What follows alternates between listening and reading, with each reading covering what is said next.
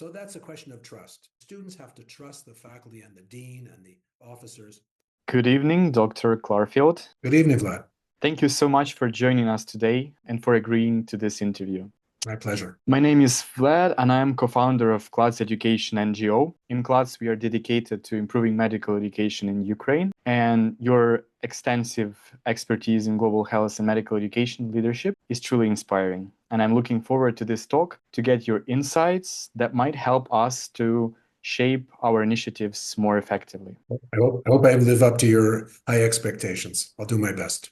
And I also want to express gratitude to BGAGI, Bellagio Global Health Education Initiative, and its community for creating opportunities for networking so this interview is possible. Yep, so to get started, could you tell us a little bit about your journey into medical education and leadership? Okay, well, first of all, if you look at my CV, you might think that I planned this. The truth is, I didn't. I always wanted to be a physician. I went to medical school, and I found just by the way that I like to teach. When you're a doctor, if you're ready to teach and you're ready to teach for free, which I was, most medical schools will be very happy to have you, which was the case when I started my career after doing my residency, when I started my career at McGill University in Montreal, which is where I was back in the late 1970s, early 1980s. And at the time, I was just privileged to be able to teach medical students, and I did. And soon, for whatever reason, the dean chose me at McGill as the assistant dean of students. So I was responsible for the medical students at McGill University, and I really enjoyed that job a lot. At the same time, clinically, I was involved in family medicine and geriatrics, and I taught in those two spheres as well. In 1992, I moved to Israel, where I became the head of geriatrics in the Ministry of Health. I did that for about 7 years, where there was some opportunity to teach, but it was mainly an administrative job in the government. But after that, I moved to the Ben-Gurion University, where I am today, and became head of geriatrics there. And then I was asked to be head of the Medical School for International Health, which brought me into the Bellagio orbit. And in that medical school, it was a medical school that was devoted to global health. So I became interested in global health and teaching in that. But again, I'd reiterate that this was just sort of by accident. I just fell into these roles. I didn't plan them. So anybody who's listening who thinks that they can't have a career because they haven't planned for it, just stick around, offer to teach. And most places, most medical schools will be very happy to have your services. And if you're good at it and you like it, then you'll just move on from task to task, which is what happened to me. Yes, absolutely. That's a wonderful brief overview and also an inspiration for young educators. Isn't there something specific about geriatrics that inspired you, or some people that brought you to geriatrics? Because you said that something was just happening to you and you felt like it. I guess I've always liked old people. Even before I was a medical student, I would ask them where they came from and what experiences they'd had. Once you're in medicine, this becomes something that your patients benefit from and you benefit from, looking into their past history, not just the medical history, but their personal history. And I come from a culture, Judaism, which does also give a lot of respect to older people and still does to this day. So I kind of found that opportunities for geriatrics, which were many because the world is aging, came my way. And oddly enough, I couldn't quite understand it. I do now, but I didn't understand then why every doctor didn't want to be a geriatrician. Old people have lots of illnesses. They're a challenge to look after. They're very grateful. I remember somebody saying to me, "Oh, Clarfield, you're really brilliant." I said, "Why?" You saw the demographic. I didn't do it because of demography, but indeed, if you're a young geriatrician or a family doctor or internist and you like looking after old people, trust me, there's a lot more coming down the road, and you'll always have work to do. You just felt like it, and then it happened to be on your side.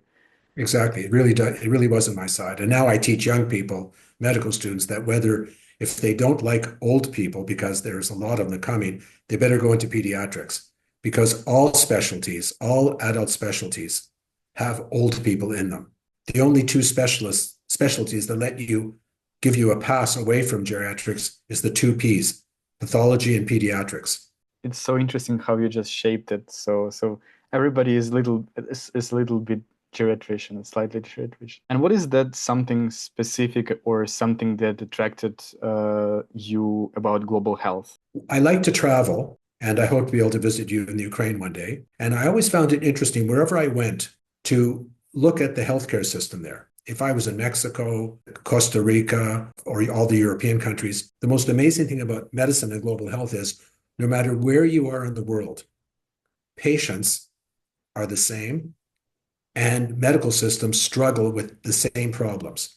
And I found the same thing with music, that music is an absolutely international practice and language. Even if people don't understand the words to the song you're singing, there's a kind of ability to communicate internationally.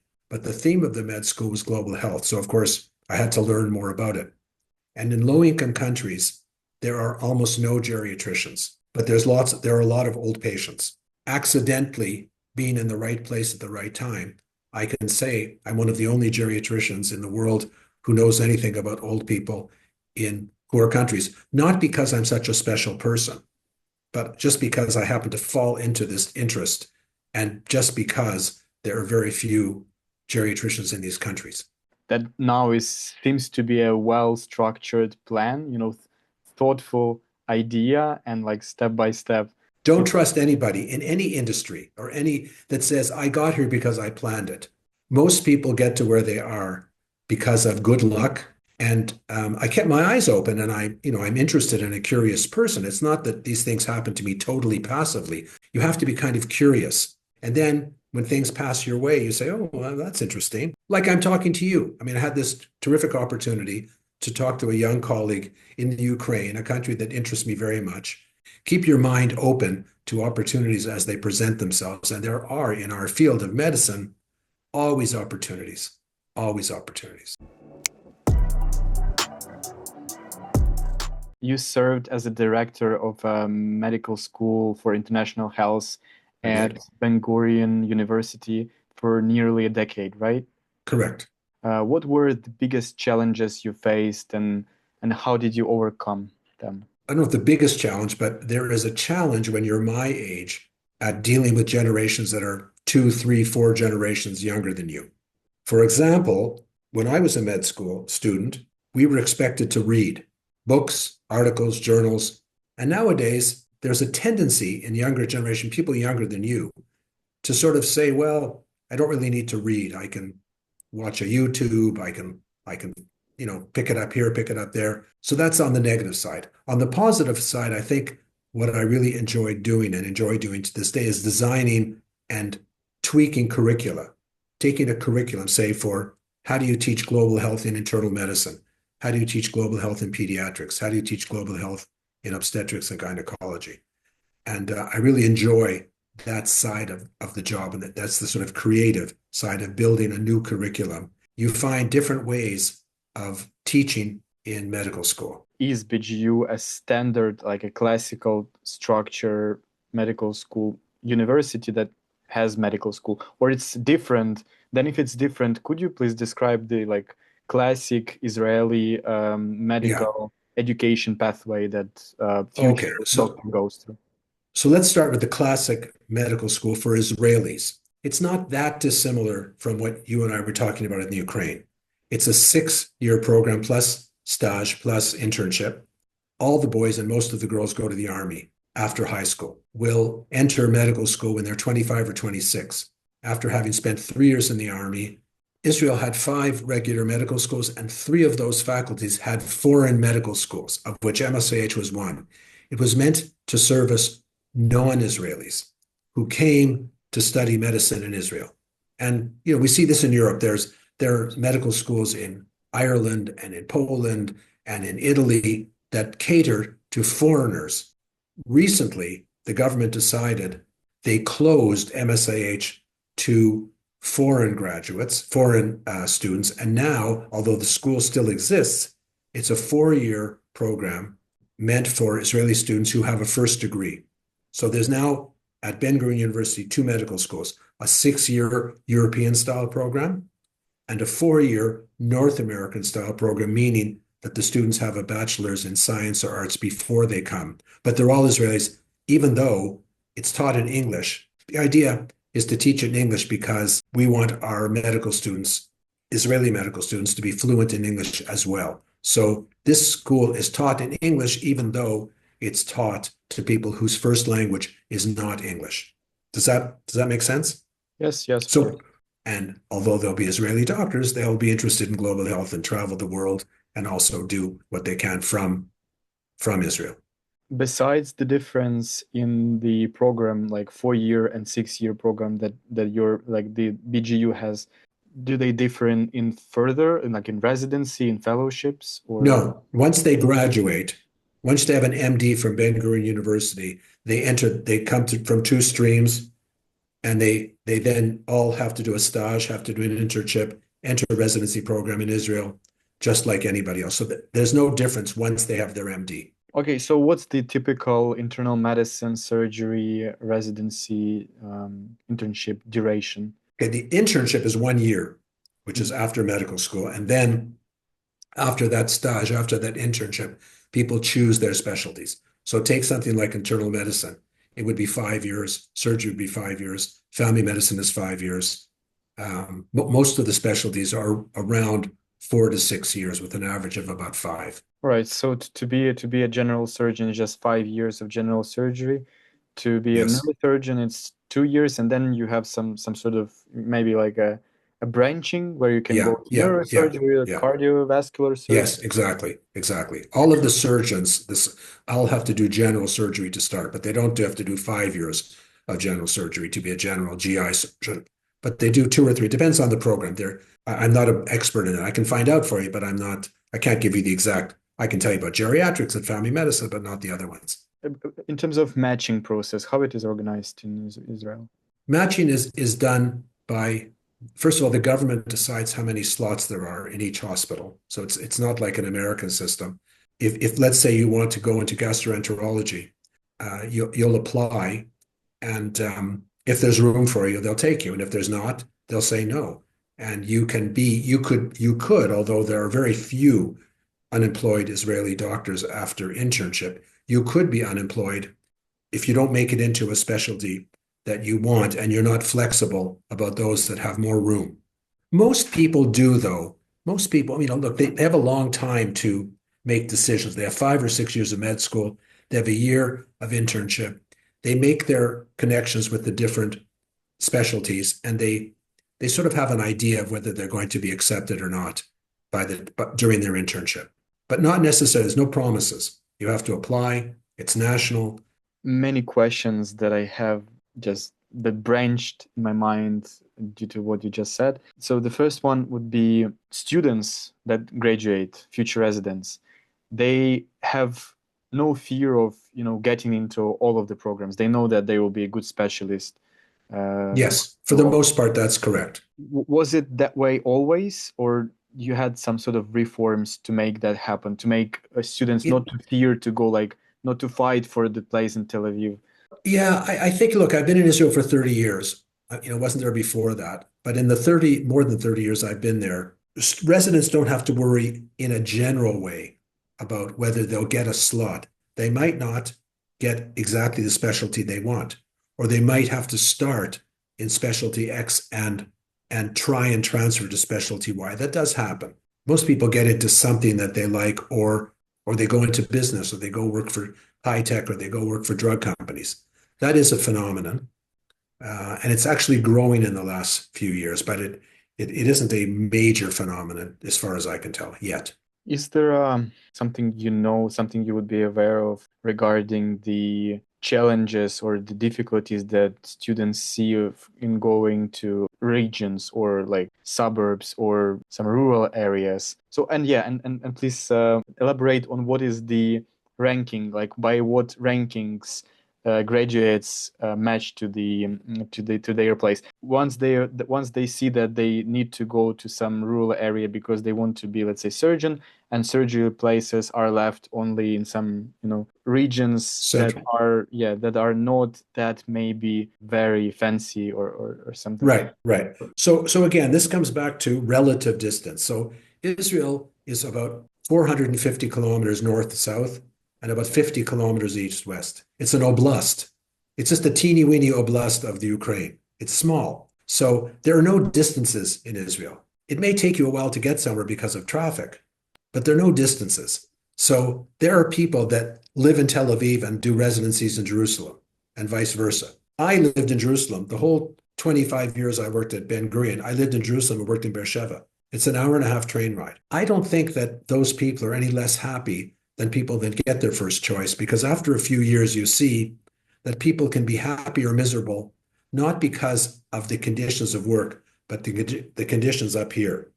I think that's more important than the differences in Israel between cities. Let's go back to the time when you was a director. What was the structure of a faculty of a medical school? What are the departments? How everything was organized? So there's a president of the university, and then the rector of the university who's elected. The president is a position that the board of directors of the university chooses, together with some government people. But under the rector, there are faculties of health sciences, humanities, engineering, basic science, etc. So we have a faculty of health sciences. Under that faculty, there's a medical school, a nursing school, a pharmacy school, a physio school, and a school for emergency medical responders, ambulance responders. We have a very good system of that in Israel. It's well organized and we know what we're doing. And geriatrics is in the Department of Internal Medicine. So we were like a subspecialty of internal gastroenterology, hematology, geriatrics, emergency medicine, etc. Then there's the surgical specialty. So there's the head of surgery. And all of the heads of these divisions meet and answer to the dean. And there is a dean and associate dean. I was an associate dean for a while. There's a dean for overall, and there's an associate dean for medical education, associate dean for promotions. So the Faculty of Medicine has a dean that is elected by the faculty, and they'll answer to their department head, the head of surgery, head of internal medicine, head of family medicine, and those people will answer to the dean of the Faculty of Health Sciences, and that person is elected by the faculty members every 4 or 8 years, depending on. While you was a director, do you think that medical school for international health at Ben-Gurion University was considered to be prestigious between students? What do you think it gives, how it enriches medical students? If you're interested in global health, we're the place to come. But let's say you come to our medical school and you're not interested in global health, but you come to our school anyway. And global health has many elements to it, one of which is a kind of cross-cultural and anthropological side. For example, we explicitly teach how to deal with a patient who may or may not speak your language, or may or may not, who may speak your language, but may come from an ethnic group that has a very different view of health.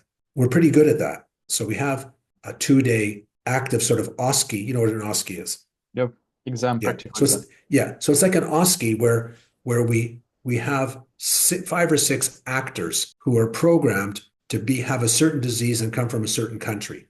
You know, you can be my age and learn it over 50 or 60 years, but that's not good for your patients. They should know, a 25-year-old doctor should know that, not wait till he's 75 like me to learn that.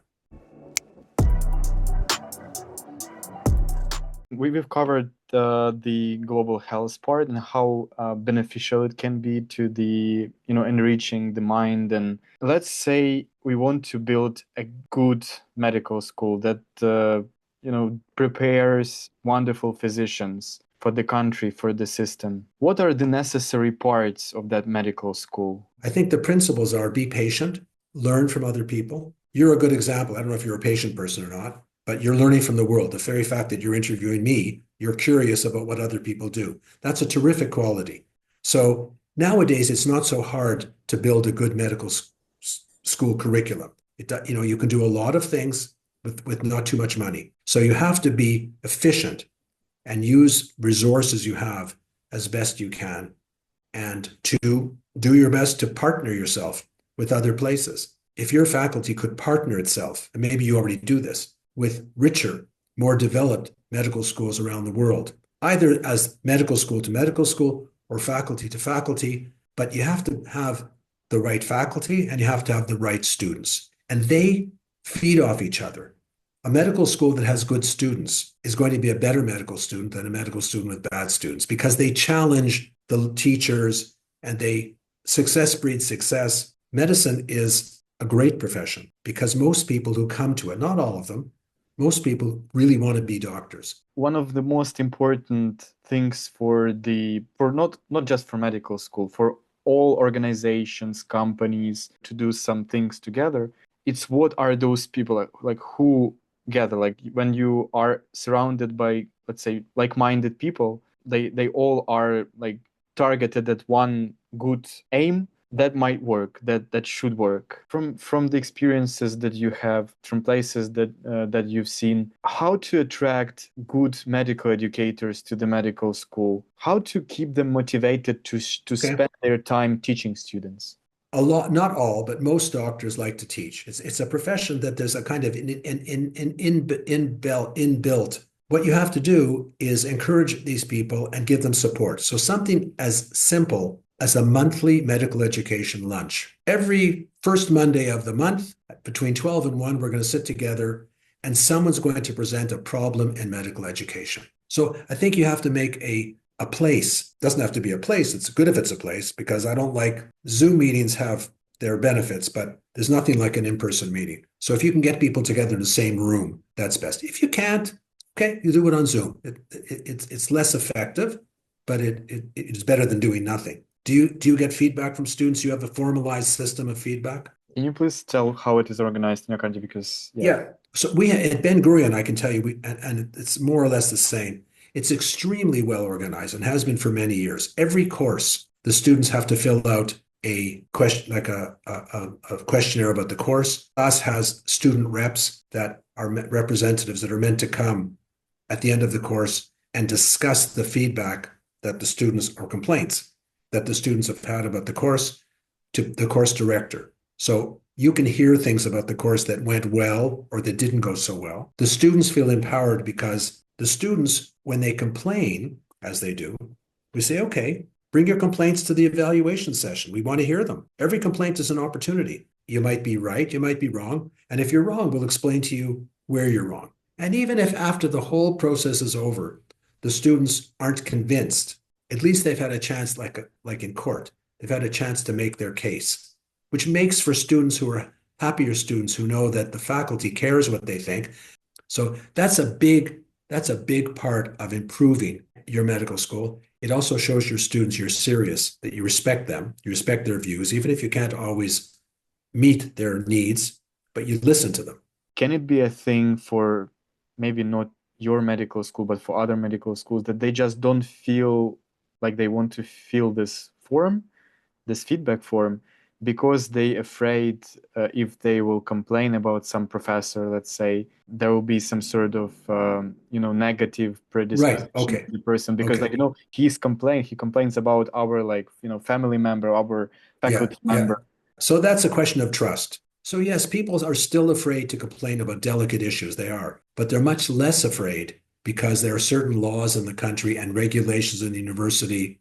The class representatives are meant to collect the verbal feedback from the students and present it to us as an issue, not that Vlad said this. We say one of our students found this, or we had a few of our students complained about that, without names. The students have to trust the faculty and the dean and the officers that their goal is to make that student the best doctor he or she can be. And what are the advantages for the clinician to also work as an educator? There's two things you can make people. One, you can offer them money, and some medical schools have a very financial view of teaching. I won't teach unless you pay me. But most doctors will enjoy, most, not all, will enjoy passing on what they learn to younger people. It's sort of a natural part of what doctors are like. Doctors have to be educators. I mean, you educate your patients. If you don't like teaching people,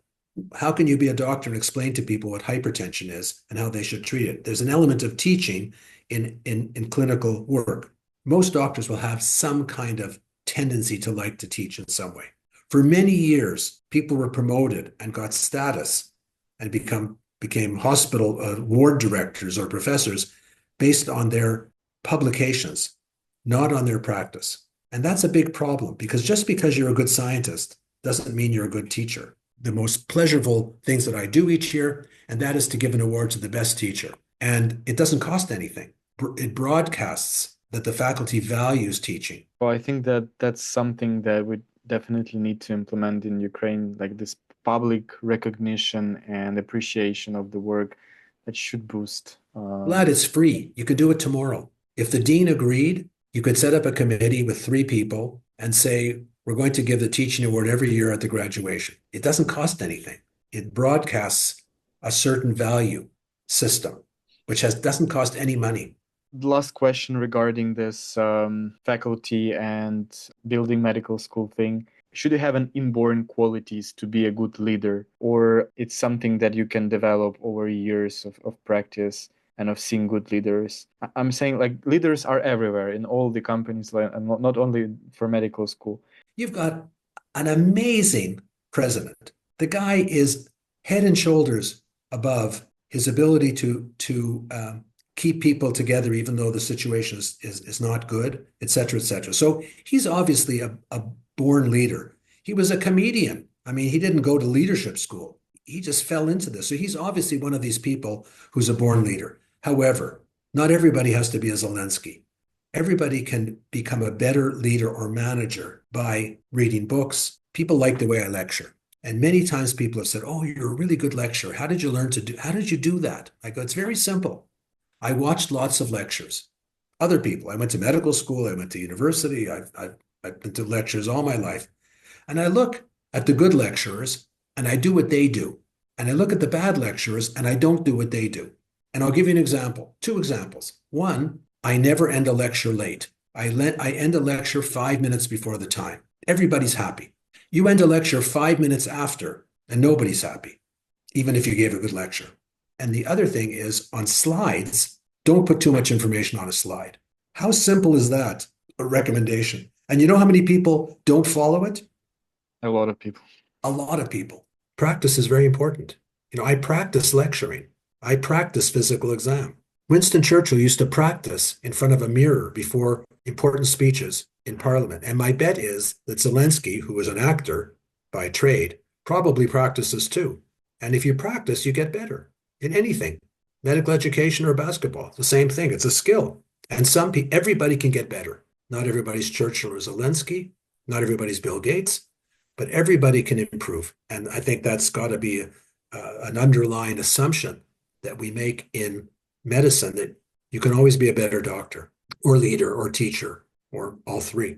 Dr. Clarfield, so many interesting insights and ideas and experiences that you've shared. I see many potential spots where I would ask a lot more questions, but I understand that a concise interview and concise conversation is also a valuable conversation. I want to thank you for your time, for the experience, and for the passion. Yeah, especially for the passion you were speaking with, because it feels like you are a good lecturer. I can accept that, because I can tell from good lectures from I've seen in my let's say short life, they don't read from a paper. They don't try to, you can follow their ideas because they are spoken in a way that is easy for the brain to process, because they are just going from the brain and to the brain. And it's so valuable to speak with you, and I hope that we will have some more opportunities to share experiences, because it's really valuable. I hope that you feel this honest. Yeah, no, I'm happy, Vlad. I'm happy to help you and your team in the future. I can introduce you to different people. I can help you. We can talk about other issues. It was my pleasure, and I enjoyed talking to you as well. And I hope it was some help to you and your colleagues. Best of luck.